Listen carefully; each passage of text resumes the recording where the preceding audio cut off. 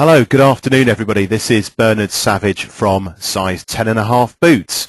I'm hoping that you can hear me loud and clear. If you can't for any reason, you can let me know on the toolbar, which I was going to say is to my right, which isn't a lot of help to you because it could be anywhere on your screen, but I'm sure you'll find it. I'm hoping also you can see the picture. At the moment you should just see the title page, which is How to Sell Professional Services. Trust that you are comfortable, you're dry, perhaps even you've got a cup of coffee. The theme of coffee will come up once or twice in the next hour or so, so if you haven't got a cup of coffee already, get one quickly because we're about to start. Okay. Just to explain process for those that haven't tuned in before, this is actually the fourth of the current series, in fact the fourth of 4 in this series from ITMA and SEPA. On the toolbar you've got the facility to ask questions. Please do use that facility. I can't guarantee to be able to get back to you immediately. I will do if I can, but otherwise I will collect those questions, get together with the team at 10.5 and get back to you later. We have had 1 or 2 issues with slides in the past. All the slides are available and all those slides are with Jane at ITMA, and Jane's details are at the end. I think it's the penultimate slide in the presentation. So everybody can get slides. They are available. They're available from Jane at ITMA. Okay, right, let's go.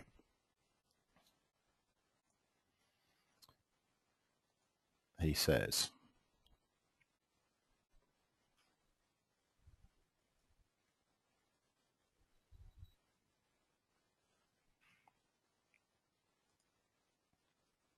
Hi, I think I lost people temporarily there. Hopefully everybody is now back.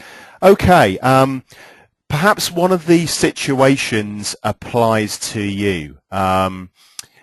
It's unusual for me when I'm out and about visiting IP firms for very many patent or trademark attorneys to really say to me, yes, I really enjoy selling. In fact, I think the truth be told, I don't think I've ever come across anybody who's uttered those words. And I think it's also true to say that there's a fair bit of frustration in a lot of firms where a lot of expenditure goes on events like Inter or AIPPI, and there's not always the great outcome in terms of instructions that perhaps people had hoped. So this really is for you, and it's about how do you actually keep conversations alive? How do you keep that positive dialogue going? Okay, so really the objective over the next hour or so is to do 3 things. Firstly, to help you have more confidence in the way you go about your conversations. Now that may be, for some people, walking to a room full of strangers. For others it may be picking up the telephone. For other people it may actually be closing instructions.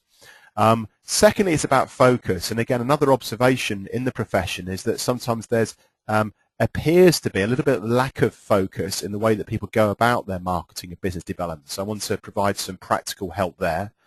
And thirdly, action. And you know, the action is more about the small things. It's more about the 1%, if you like, rather than any magic wand. There isn't going to be a penicillin that you're going to discover in the next hour. What you're going to get is good, sound, practical advice, but it is going to require you taking action and developing the sort of behaviours that lead to success.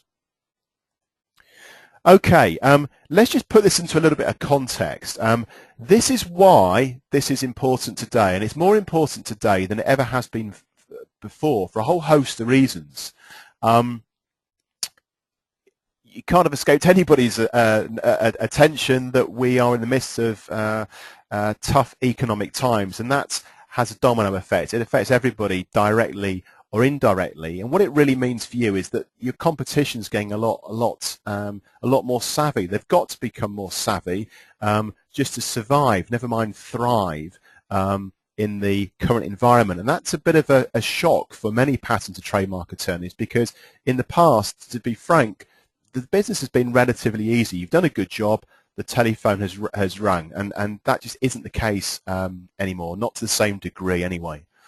I think the other thing to be said is that people expect when they instruct you that they're going to get a quality they get quality technical advice, but actually they're looking for something else. They're looking for what some people call value added. What is it that's going to put your firm at the front of the queue? What is it over and above the delivery of technical advice that's really going to make people want to come back to you? And also, I think it's worth making reference to what's going on in the legal market at the moment, because that will have ripples within the IP profession.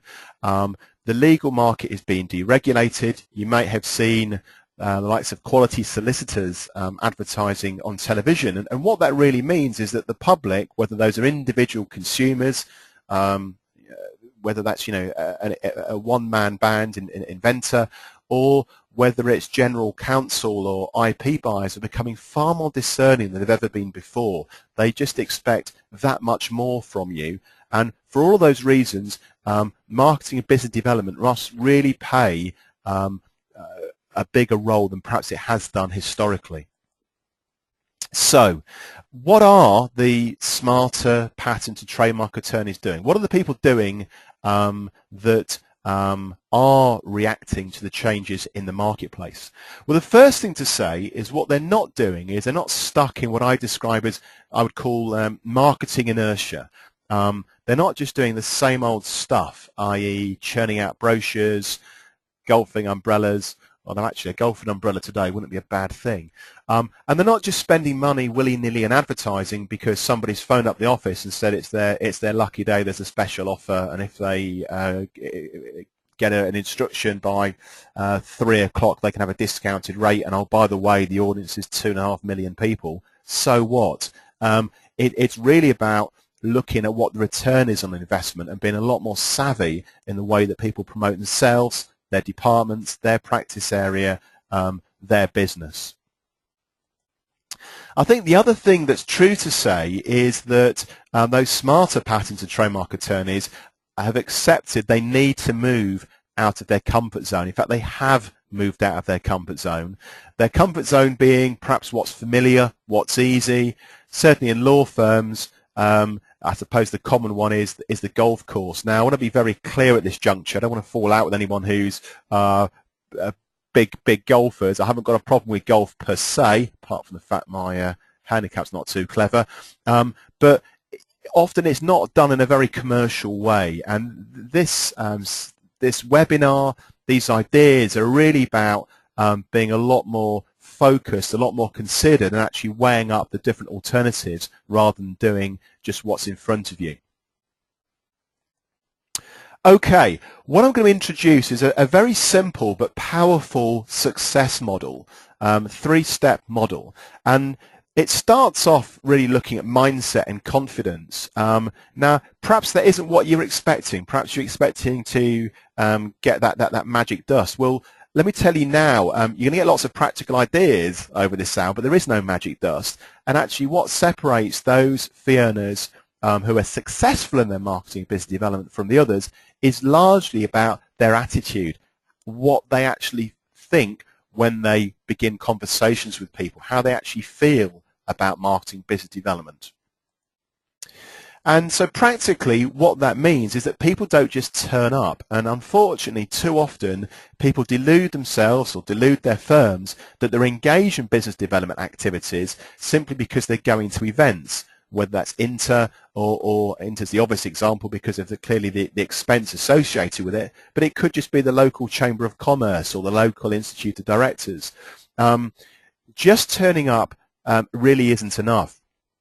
Only Friday last week I was with some barristers, a client of ours, and we had a situation there where their business largely comes from referrals from solicitors, and the solicitors were saying, we just don't know the barristers. We know the head clerks because they make themselves very visible, and therefore it makes it easier for us to instruct chambers, but we simply don't know the barristers. So just turning up and hiding in the corner on your mobile phone or with your colleagues isn't enough. You really need to engage people, not in a hard sell way at all, simply to be warm, friendly, open, personable, but to be there to participate. And certainly, for those that are more comfortable with the notion, public speaking, which is something we'll look at a little bit more detail later on, is certainly one very powerful way to participate. But if that's not for you, don't worry, there's other ways to participate. It may be you participate by being a treasurer, by being on a subcommittee.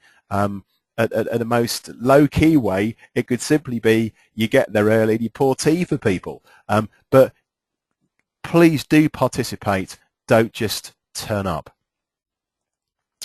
Okay, I think the other thing that's true to say is a lot of the success really boils down to this. You're visible, and you're visible all year round. And what I'm sharing with you on the slide in front of you now is two verbatim from clients of clients, i.e. these are people that we have visited in the course of doing some client service reviews, and they've said things like this. It would be nice if they called occasionally to catch up over a coffee and share professional gossip. Now, when I make this point, one of the objections I get, typically from solicitors, let's blame solicitors, I don't think there's any solicitors that have dialed in today, is that their contacts are far too busy just to have a cup of coffee. Now, I really challenge that because Doug and I at 10.5 spend a lot of time with buyers, whether those are company solicitors, whether they're IP buyers or commercial directors or even business owners. And actually, their points of reference are fairly narrow. They are looking for external benchmarking. They really value the time with yourselves to understand what is happening in the marketplace, and however busy they are, they will invest that time. The second comment was very telling. This was only a matter of a couple of months ago, and this was doing a client service review for an IP firm that should remain nameless.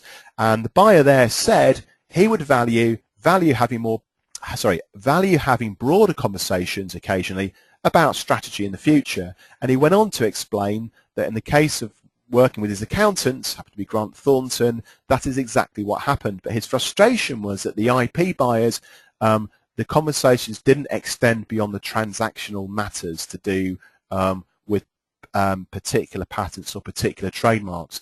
And this is really the route, this is the best way to create more value. It's simple as spend more time with the clients and referrers that you already know. It isn't enough just to rely upon the likes of Inter once a year.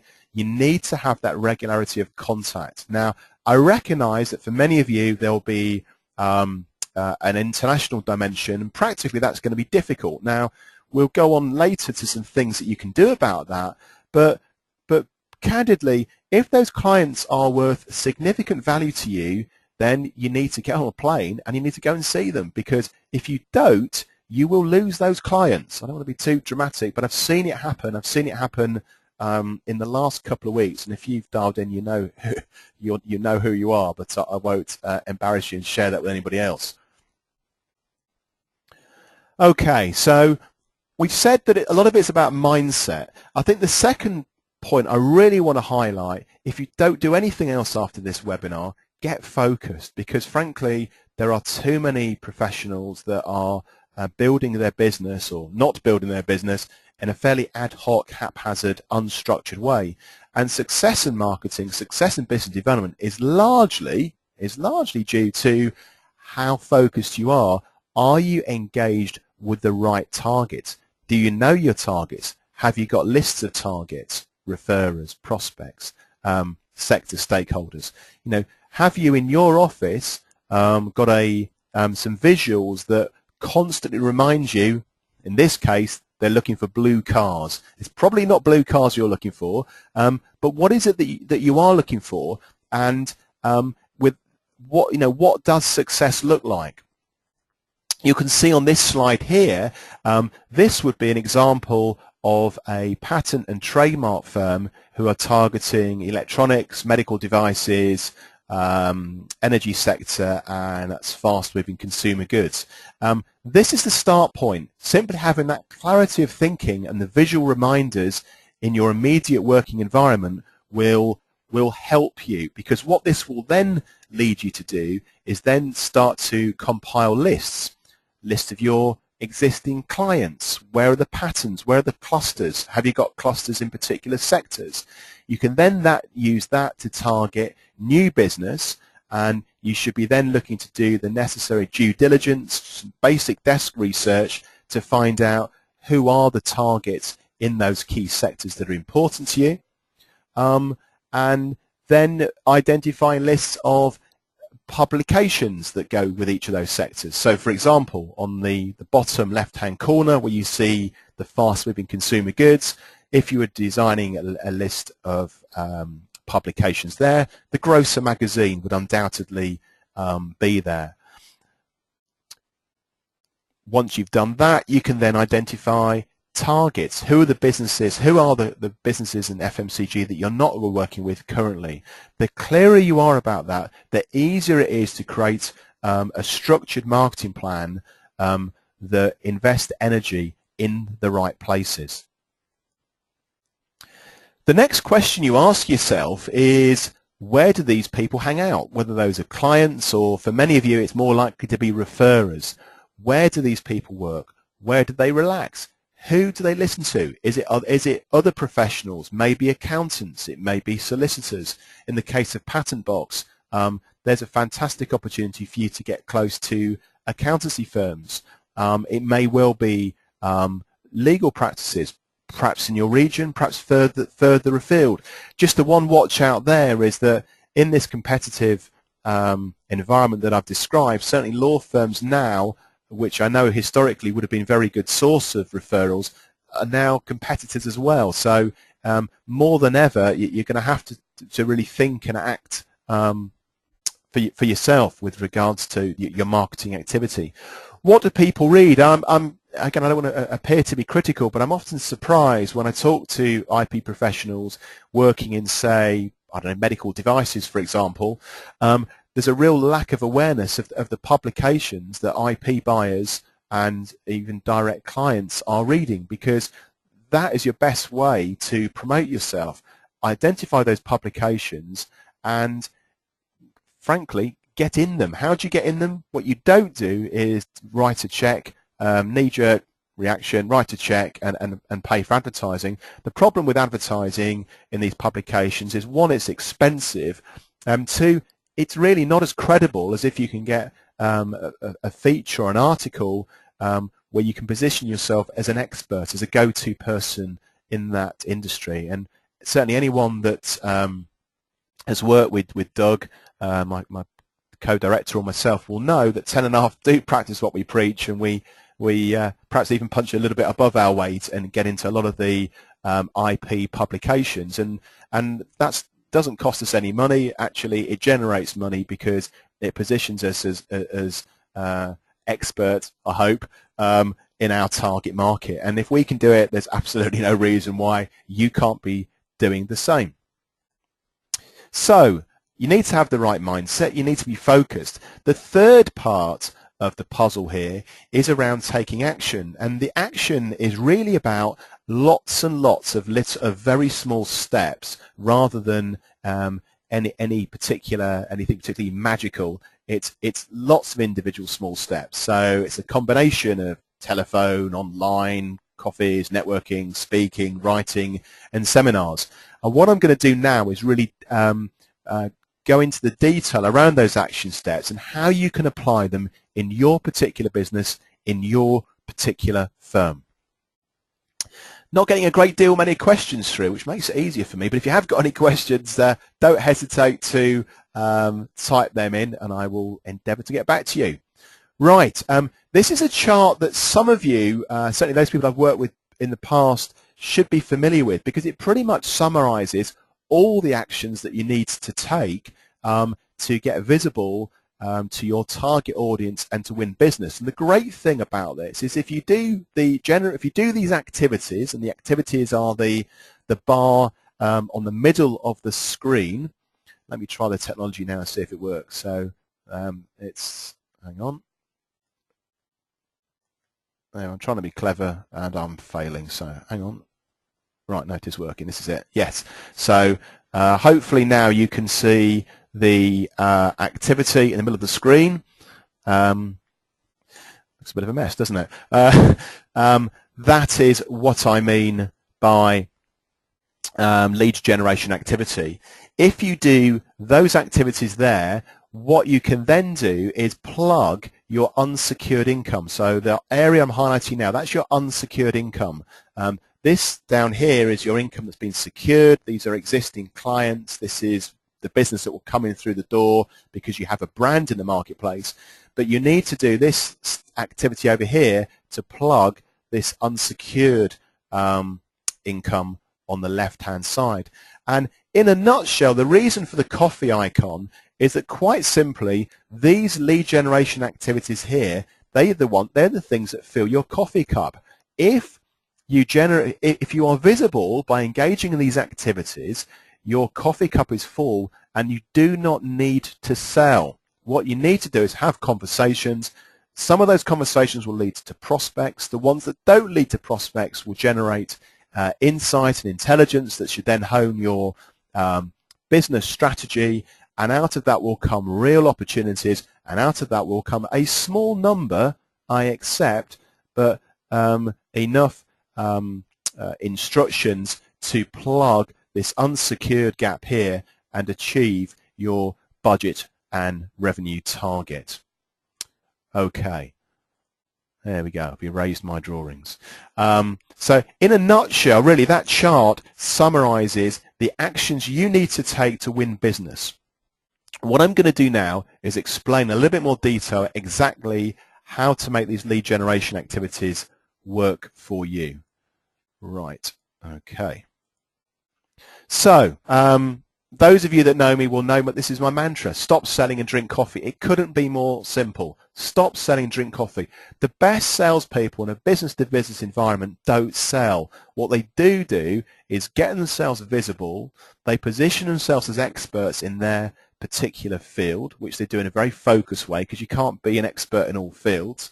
And then they simply spend time with people adding value. And I would like to think that those people that know Doug and myself can see this is exactly what we do. We choose to specialize in the IP sector because it means that we can understand the nuances that are unique to patent and trademark attorneys. We don't sell to, I don't know, toy manufacturers, for example, because we wouldn't know what the issues are that are pertinent to that sector. We wouldn't be as credible, and therefore we would be less successful. And the key word on that slide is empathy. Let's use that highlighter pen again. Apologies if I'm being annoying with the overuse. If I'm overusing the highlighter pen, someone shout please and I'll stop using it. I've just discovered it. It's my new toy. There we go. That's the key word, empathy. Okay.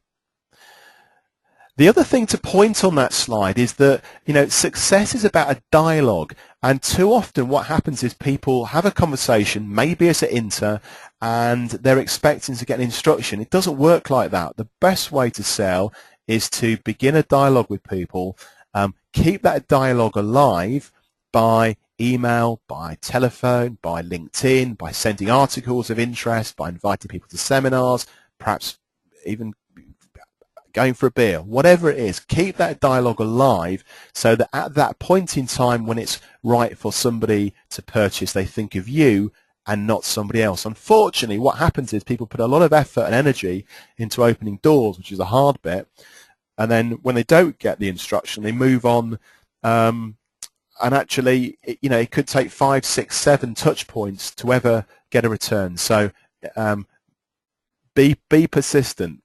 Okay. In terms of who you should be drinking coffee with, well, perhaps it's obvious, perhaps it isn't obvious.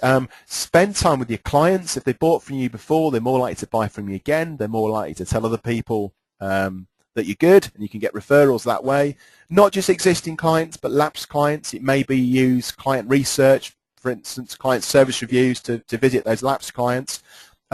Prospects, well, it's going to be much easier to have a dialogue with prospects if you know who they are, if you've got target lists, perhaps along sector lines. Again, my experience has been it's relatively few IP firms that have that clarity of thinking and actually have lists of prospects. And thirdly, referrers, whether those are foreign attorneys, solicitors, maybe even other IP firms in some cases where potentially there may be a conflict of interest in certain sectors, for example. Okay. I'm just going to deal with one question here and now because it's a good one, and thank you very much for it. It's Duncan that sent. Sorry, it isn't. I apologise. It's Daniel that sent it through, and I think it's a question that probably only one or two other people are thinking, which is, what do you do when clients say they're too busy to talk? Well, the first thing I would say is be persistent in the nicest possible way. If someone's too busy to talk, perhaps they're too busy to talk today, tomorrow, next week, or even next month, but it doesn't stop you asking the question again 4 weeks, 8 weeks, 3 months down the line. And, you know, what I would say is however busy people are, people arrive for work at a point in time in the morning. Hopefully they leave for work at some point, and they probably need to have some food and water during the course of the day. So, you know, be creative. When I'm working with my clients, I develop an understanding of what works for them, and I work around that. So for some individuals, I will meet them very early for a breakfast. There are other people that I will meet at the end of the day. But it's about, you know, people will see you if you've got some value to add. And I think too often the issue is that, one, people don't have the confidence to actually make the contact because they assume people will be too busy, and two, they don't give enough consideration to actually how it will benefit the other party. And if you've got something to benefit the other party, then I believe, my experience is, people, however senior they are, they will make some time, and certainly, you know, that's been our experience. So for example, you know, rather than phoning up and trying to sell to somebody, you say that you've got something that you want to share. Perhaps you limit that time to 30 minutes, and you make yourself flexible, which may mean, you know, meeting somebody for breakfast at, I don't know, 7 in the morning rather than trying to get an appointment at 9:30 in the morning. Or equally, it may be that you see them for a drink at the end of the day. Again, find out about the culture of that particular organisation, but without demonstrating a lack of empathy to, not picking on Daniel, anyone who's dialed in, I just don't accept that everyone's too busy, because the people that some of my clients tell me are too busy, they make time to see me, they make time to see Doug. So I think it's in the positioning. That's the key thing. And yeah, you need to be quite persistent too. I'll deal with one more question, then I'll move on. It's questions coming. I'm not sure whether people want me to say who the questions come in for. Actually, this one might be a bit more sensitive, so I'm not going to say who it's coming from. But it's what is your experience of referral fees in this sector? Now, I'll give you my personal view on this, and this is a personal view, not a textbook view. I'm not a big fan of referral fees. I believe the best way to build a business, to build any business, is through relationships and doing the right thing. I believe if you do the right thing, if you add value and you invest in your relationships and you keep them alive, that is the right way to generate a business. I think, you know, relationships are not measured or shouldn't be measured, I think, tit for tat. I think they should be, people can contribute in very different ways. We've got a business partner who we reciprocate with, doesn't generate anything directly in terms of fees, but adds immense amount of value in other ways through insights, perspective, and actually holding a mirror up to our business and helping us to hone the strategy. So I think it's too simplistic to measure relationships solely in terms of fees alone. Okay, so coffee. Then one of the common questions I get is, okay, that's all well and good. So I've got my foot in the door, having this coffee. What next? Well, the key thing here is actually you don't want to be doing the talking. You want the other party to be doing 70% of the talking. If the other party is doing the talking, it means they're comfortable, and it means, assuming you're listening to what they're saying, you're going to learn valuable information that's going to help you in terms of how you may choose to pitch to them at some point down the road. don't try and sell to people too soon before the time is right. Again, it's that word empathy. Don't be too keen. Use your keenness, enthusiasm and energy to get visible to people, make them feel comfortable, let them do the talking, and you listen attentively and take it from there. In some respects, don't try too hard.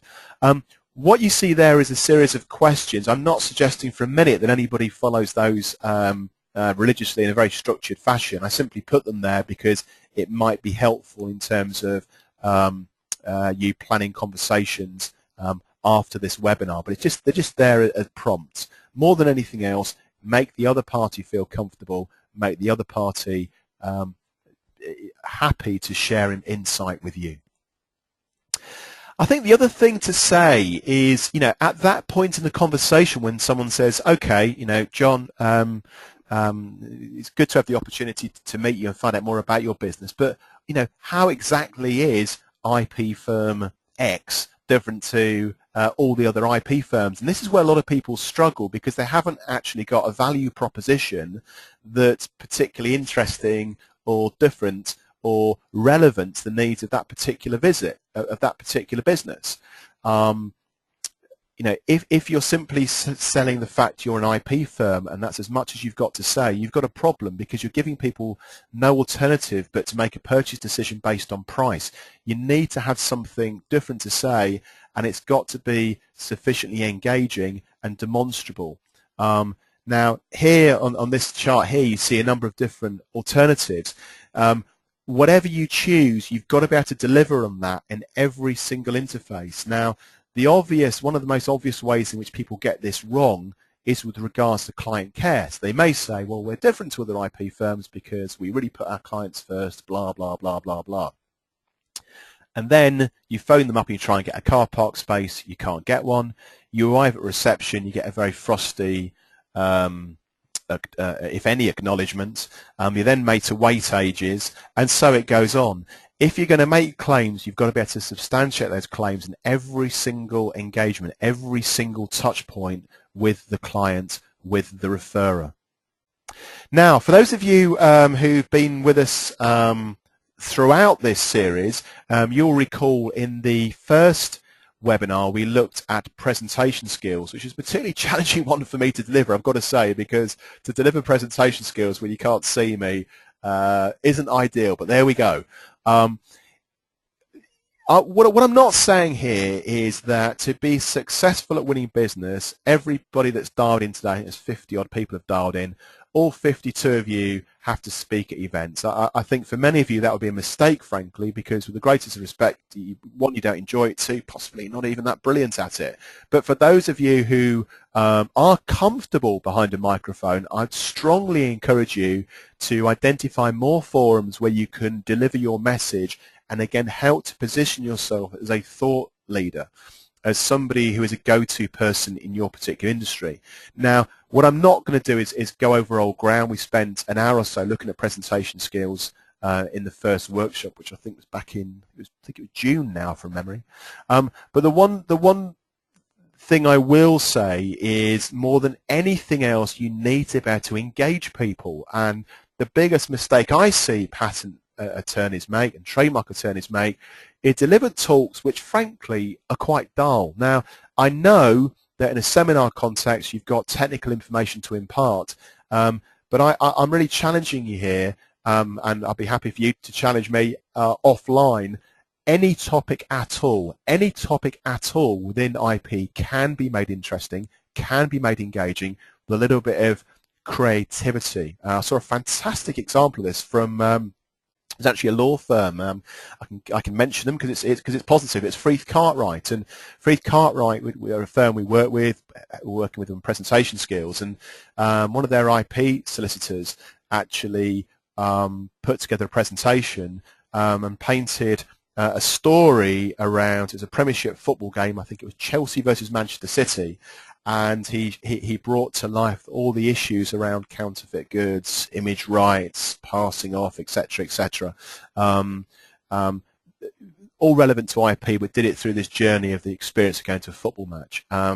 You know, it is possible, however technical your subject matter is, those of you that listened tuned in for the first webinar, you can perhaps pass on tips to those that weren't able to tune in. Okay, networking again. This was a subject of a previous webinar.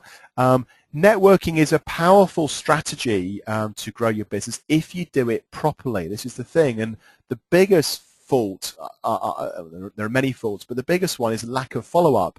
And follow-up is very straightforward. You've seen this slide before, those that attended the networking webinar. Use this slide, it works. Again, trust me, I'm a salesman. I've been using this very slide for nearly 8 years now, and this slide is the one tool that I use to keep my coffee cup full. The reason it works is it's specific. You can see, if I use the highlighter pen again, I like this highlighter pen, you can see that I'm being very specific. I'm not saying it was nice to meet you, I hope our paths cross again. I'm saying, look, I'm in your area 19th of December, which is what, 3-4 weeks from today, so I'm not being desperate. I'm not saying that I can meet somebody on Thursday this week. Have you got 30 minutes for a coffee? There's no mention of my firm. I'm simply trying to begin a conversation with somebody, and I'm giving them an option. I'm saying, look, if that doesn't work for you, I'm in the area again in 4 to 6 weeks' time. But it's specific, the tone of voice is friendly, and it works. That's the key thing there. It works. Okay. Point was also made in the networking seminar. Networking is not about just going to Inter, frankly. It could be after this webinar, you might go into your sandwich shop. Perhaps it's the place that you always buy your sandwiches. In this case, it's P&W. And there's the same people in there each day, but you don't think to actually talk to them. Well, why not? Why not be friendly and talk to people that you see in your sandwich shop? Okay, and the school gate, that perhaps might seem a bit strange. My wife will tell you I don't pick the children up from school often enough, but the few occasions that I have, I've come back with business cards, and actually, don't tell her this, but I've come back with work as well. And it's not even a posh school, so there we go. You don't even go to a posh school, you can still pick up good leads. Right, just got, this is an interesting one. Confidential question, I won't say who it's come from. What is your opinion about events where the audience have paid to be there as opposed to those which are free for the audience to attend? I'm not sure quite what the subtext of that question is. If it's about should my firm charge for events, it's a tough one, that is. My answer would be either make it expensive or make it free. The problem you've got, if you sell an event too cheaply, what you're actually saying is it's not of huge value. If it's free, conversely, I think people understand that it's a marketing strategy. Therefore, I think it's acceptable. Just rereading the question, if I got the right end of that. What is your opinion about events where the audience have paid to be there? Whether people have paid to be there or not, you don't overtly sell ever. What you do is you add value. You do two things. One, you add value so that the people that go away have learned something they didn't know before. And secondly, you sell yourself. So that's not about selling your services. That's about you coming across as an interesting, engaging person, the sort of person that people would like to pick up a conversation with afterwards. Simple as that. Okay. Final point I want to make about networking is please, please, please don't think of networking as all about meeting new people. It's actually about making the best of what you got. It's about leveraging existing relationships. And unfortunately, my experience is too often people don't invest enough time in the very people that actually have the potential to give them work. It's the people you already know, whether those are clients, whether those are referrers. Just reconnect with people. Okay, I recognise that many people that have dialed in will be less comfortable with the more perhaps in-your-face forms of marketing, be less comfortable on a stage delivering talks, less comfortable walking into a room full of strangers at networking events. That's fine. You too can make a valuable contribution to business development. And one of the ways that you do that is by getting articles published, both through traditional media, i.e. publications that your target audience are likely to read, and also via new media such as LinkedIn, for example. And this is really very easy to do if you're focused and if you're prepared to put in the necessary elbow grease to get there. It's really very simple. This is how you do it. First thing you do is you need to know what the target publications are. Having understood what the target publications are, you contact the magazines or the publications in question and you ask for what are known in the trade as forward features, i.e. an indication of what the themes are that are going to be in future issues of the magazine. You then, cognizant of those features, you then plan, you look at what you've got in your intro and think, okay, there's going to be an article about, let's say, I don't know, new intellectual property in wind farms. You might have some perspectives. You then contact the journalist and you say, interested to see that in March next year or June next year, you're running an article on wind farms. You've got a couple of perspectives and case studies that you'd be very happy to share. If you can make a journalist's job easier, you will get stuff placed. Don't tell anyone or don't tell any journalists if they're friends of yours, but in my experience, they're quite lazy. So if you understand the tone of voice of the publication and you know how many words an article should be and you pitch the right articles at the right time, it's surprisingly easy to get them placed. And you know, the start of it is you don't just send an article in direct. What you do is you might have a précis, or what's known in the business as a treatment, i.e. a summary of an article. You contact the journalist with an email, and then you follow up that email with a telephone call a few days later. Don't wait for them to get back to you. They rarely do. You follow it up with a telephone call. You sell the cup of coffee. Once you've got the cup of coffee, you then build rapport, you begin a relationship, and your objective is to get that article placed. It works. Doug and I have been doing it for some time. You may well have seen articles that we've had placed in publications like, I don't know, Managing Intellectual Property, or the ITMA Review, or other titles escape me, but I'm sure you've seen them. Okay, right. I'm trying to multitask here. I'm reading questions at the same time, which is not easy for me. There we go. Right. Here's something everybody can do. There's no one that can't do this. Every person that has dialed in is capable of doing this. Very simple. Saw this and thought of you. Good old-fashioned handwritten notes. This is about looking at your targets and saying, okay, what items may be of interest to them? What can I pull together that gives me a reason, that gives some legitimacy to me to connect or reconnect with somebody? An article of interest. It may be you do this electronically, although hard copy is even better, particularly with perhaps a brief handwritten note. It might be to do with market intelligence. It's about staying front of mind. It's about showing that you care. Now, clearly, you can't do this with everybody in your database. That would be ridiculous. But if you look after the people, those referrers that have the potential to fill your sales pipeline, then you stay front of mind to them, you add value, and to address one of the earlier questions, it makes it more likely that people will see you because they can see the benefit to them. And this is the key thing. What is the benefit you are adding to other people? If people see that benefit, if they understand that value, they will give you their time.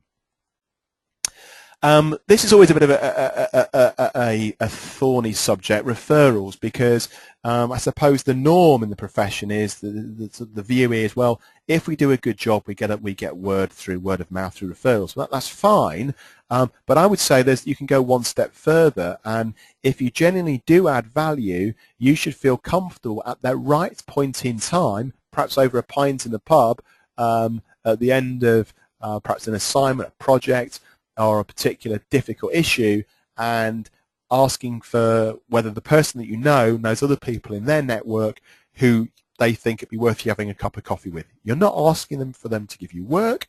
You're simply saying, is there somebody in your network you'd feel comfortable recommending us?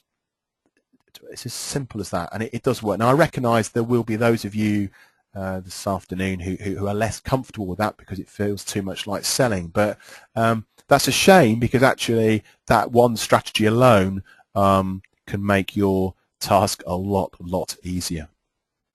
Okay, One thing I don't see done often enough, and again this is so easy, is just using case studies in your marketing collateral. When you've had a success story, that's a perfect marketing opportunity. What's the context? What's the action? What's the result? Use those stories on the website, use them through formal pitch documents, use them in seminars, use them in seminar invitations.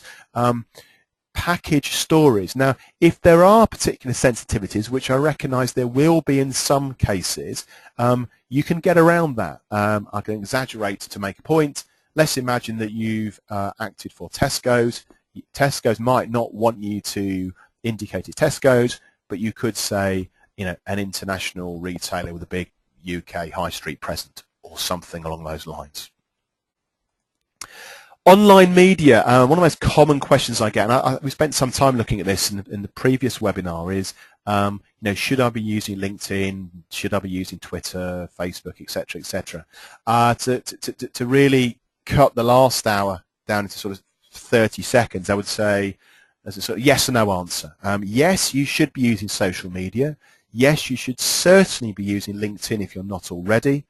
The no is no social media negates the need for face-to-face contact, like the coffee that I've been preaching, I suppose, to you over the last 45 minutes or so. But LinkedIn is certainly powerful. If you are a trademark attorney, and I think there are a small number of you that have dialed in, then possibly, and I say possibly, Twitter might have some value for you as well. But that's really the advanced masterclass on social media. For the majority of you, the best place to start is LinkedIn. Get your profiles live and use the groups. That's the best place to start. Okay, client testimonials. Still relatively few IP firms that are using testimonials in their marketing. If you look at it from the point of view of the marketplace, when somebody is weighing up using you versus a competitor, there is a significant element of risk, and they're looking for some reassurances that you can do what you say you can do. Now, case studies is an obvious way to do this, but if you can supplement a case study with a short quote from a client, then all the better. It demonstrates you've got a track record. It helps mitigate some of the risk from the point of view of the other party. Client testimonials, very, very powerful indeed. Okay, so in a nutshell, if I had to summarize it, this is the one page that I would refer you to, and you know, these slides are all available. Take that slide, stick it on your desk. Those 9 strategies there, those are, in my professional opinion, the best way to sell professional services. Nowhere on that slide do you see the words advertising, sponsorship, or directories. Now, I'm not saying that there isn't ever value in advertising, sponsorship, and directories. What I'm saying is that, in my opinion, those deliver a better return on your investment and will yield a greater return. The problem with those other strategies is that they are a lot of it's about abdicating responsibility. The theme that runs throughout those 9 strategies on there is actually you taking some personal responsibility and getting visible directly to the very people that are in a position to instruct you, either as clients or referrers. Okay, here's a question that's come through which I've been asked once or twice before, so it's a good one. How much time would you recommend we spend on marketing per week? Now, it's rare I don't give a direct answer, but it requires me to say a few things. The first thing to say is that if you see marketing business development as a bolt-on to your day job, there lies the issue. Success, those professionals that are most successful here, they have different behaviors. They do these things almost through osmosis. So let's look at LinkedIn as an example. I personally spend, on average, 4 days out of 5 traveling. Now, what that means is I have very, very little desk time. I've got to make every second count. And yet, those that are connected to my LinkedIn will see that I'm pretty visible online, despite the fact that I'm not actually at my desk. And that's because I've got a smartphone with an app, and I use time that would otherwise be dead time, like waiting in a reception to go and see somebody, like being on a train. It's using the gaps. It's using that time very effectively. I don't think, oh, I haven't spent much time on marketing this week. It's part of, it's just part of my DNA. It happens almost by osmosis, and every single day, and you can challenge me on this one, you can test me if you like, every single working day, not necessarily every day of the weekend, but certainly every working day, you will see me on social media, despite the fact it's probably in reality it's not taking me more than 60 seconds a day, but it's 60 seconds every day. And what I would say to all of you is you're better off spending a little bit of time every single day than you are saying, right, I'll do some business development next Thursday and leave it until then. A little and often always works better. Now, I know from the clients, those of you that I'm working with, that typically IP firms are looking at utilization around, what is it, I don't know, something between 4 to 5 days you're looking at. Sorry, 4 to 5 hours a day, I should say, on billable time. That still leaves a decent amount of time to be doing some marketing, and I recognise that there's also there's admin and other stuff to do. But you know, if you put in the hours, you will get the return. But the return is over a period of time. And what I would say to you, particularly the more junior people that have dialed in, please, please, please, please, please, don't wait until your partners. The earlier you invest in your network, the earlier you get visible, the earlier you position yourself as an expert, the greater the returns you'll get further down the line. So I'm afraid, to the person that asked that question, I can't say to you, here's the magic number. What I would say is you've got to be doing something every single day, even if it's only 60 seconds a day on LinkedIn. That's 60 seconds better than not spending 60 seconds. What I would also say, frankly, is a lot of the time people think they're doing marketing. They're not. They're wasting time. They're going to events to tick a box and say, yes, they're doing some networking, and you might be better off doing something else. So any time that you do use should be focused on the 9 things you see on that chart in front of you. I'll come up for air in a minute. Right, okay. So it leads us quite nicely to how do you implement an intelligent marketing and business development culture in organisations that I accept are not really geared for marketing business development. The first thing I would say is you need a plan. That's the best place to start, and I'm surprised at how rare it is actually to see a marketing plan of any real value. That's the place to start, to have a plan. And that plan should have very clear accountabilities. And, you know, what Doug and I would say is that every fee earner should have a marketing or business development responsibility. It doesn't mean that everybody should be networking, nor should everybody making presentations, nor should everybody be writing press articles. It means that everybody should be doing something, and that should be measured, because quite simply, what gets measured gets done, and things aren't measured, they don't get done. The older listeners will recall Blue Peter. It's one of my favourite photographs, and we can learn a lot from Blue Peter, because Blue Peter were very successful with their charity campaigns because they measured progress. So in days of old, you used to send your milk bottle tops in, and each week you'd watch to see whether another flashing light came on to indicate that more bottle tops had been received. And this can be used in a engaging way in your own firm. It may be you measure things like coffee consumption, follow-up emails from business cards, number of press articles, number of speaking slots, etc., etc., etc. Now, I would argue those are true key performance indicators. What's commonly referred to as key performance indicators aren't KPIs at all. They're actually key result indicators. I'm thinking about fees. Fees are simply a consequence of having engaged in some activity previously.